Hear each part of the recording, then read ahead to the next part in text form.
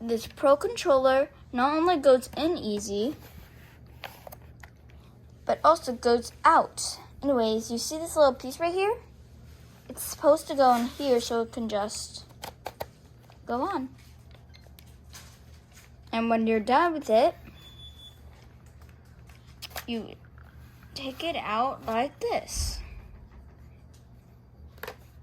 Not only is it easy with someone with sweaty palms like me,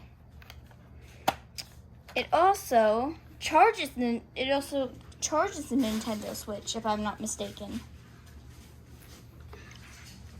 And it's easy as soon as you turn it on and press the Power Pro controller wired communication on. It lets me do all sorts of things.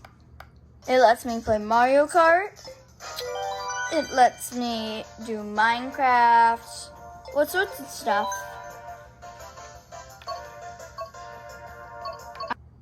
Anyways, I hope you buy this product and like and follow. Anyways, bye!